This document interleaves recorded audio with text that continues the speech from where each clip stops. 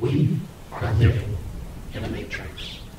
Hello, my name is Eve, and I'll be your host of a brand new series on this channel. In this series, we will be discussing all types of different conspiracy theories, as well as murder, evaluating the psychological trauma of serial killers, and other off-topic discussions that challenge the social norms society dictates is acceptable or not. Today's video, we will be talking about the Matrix and are we living in a simulation? Let's get right into it.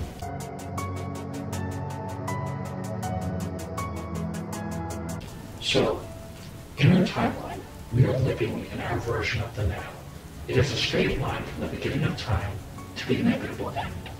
For example, in the Christian religion, they believe that it all started with the story of God, creating the earth in 7 days. On the final day, He created Adam and Eve. They betrayed God's trust, and from there, they started the process of procreation and all the events that followed.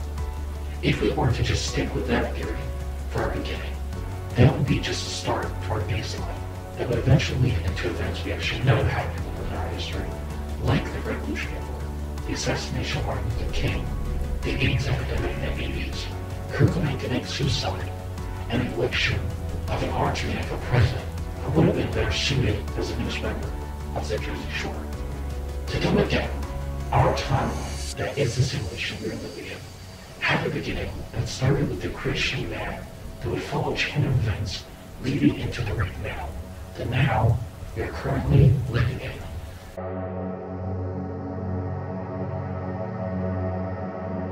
If Rick and Morty and comic books have taught me anything, with every decision we make, there's a version of ourselves that decided to do the opposite, and in doing so, creates this version of ourselves where maybe Kurt Cobain didn't kill himself, Martin Luther King wasn't assassinated, and Donald Trump was the entire Jersey Shore. This would have created an entirely different version of ourselves called the multiverse.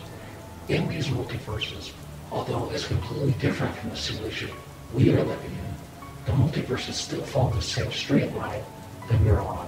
It has a beginning and an end.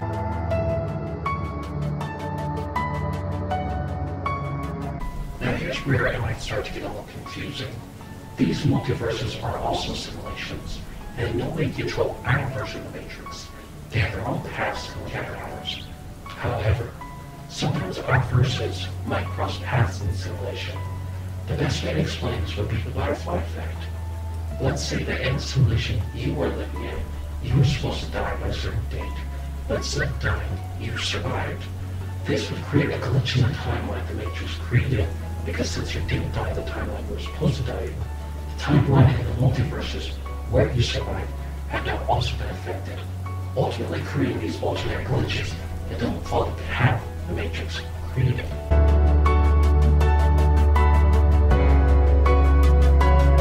Now that I've explained my theory, you're probably wondering, where's the evidence to back up my theory, correct?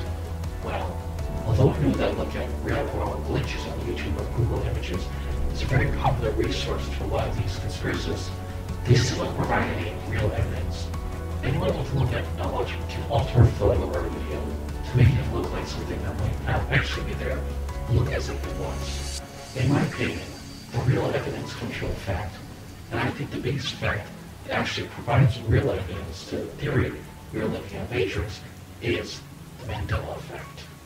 In the last decade, the false memory phenomenon, commonly known more as the Mandela effect, gained a major following, and a lot of people start to remember things like pop culture references being said and certain words being spelled differently than they remembered it.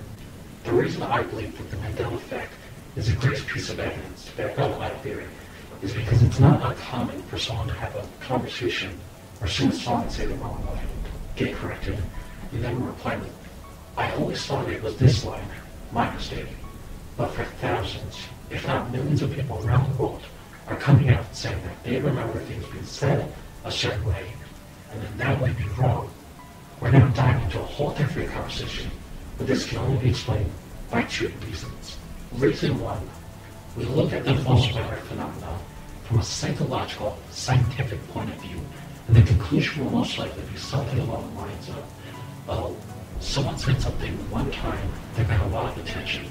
People jumped on that bandwagon and started this giant chain of people agreeing with what the first person said. Or reason 2. We step out the box that society and the natural order dictates / wants us to believe in. So we don't create this massive chaotic disorder in an attempt to uncover all the other secrets that man is hiding from us. We look at the fact that all these people are saying the same exact thing, and the Mandela effect truly is the greatest piece of evidence that glitches in the universe are real, and we are living in a simulation.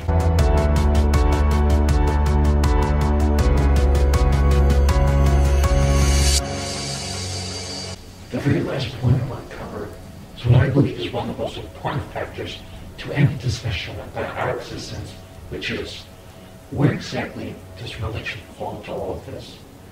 In my opinion, religion, all religion, is horseshit.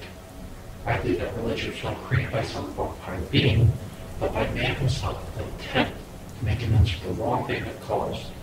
And the religious scriptures people read and follow is just a compass to pave the way to the perfect ideal of life that will guide them to their perfect promised land once they depart this world. That is my opinion on religion. It's no more important than a Hallmark holiday created just to produce worthless shit and make others happy and materialistic crap. That being said, I do believe in a higher power. What the higher power is, I don't know exactly. But my theory is that this higher power is someone who is a religious idol, like Yahweh, Siddhartha Gautama, Shiva, etc. But more like some kind of AI who's writing these infinite stories about all these different scenarios and versions of people's lives and the multiple versions that take place in the multiverse. There's no heaven or hell. There's only the matrix and the simulation we are living in until we die. That about wraps up my theory on whether or not we are living in a simulation. Thank you so much for watching. Please let me know in the comments on your opinions and what your thoughts are down below. Do you believe we are living in a simulation? What do you think? My name is Eden, and I will see you in the next video.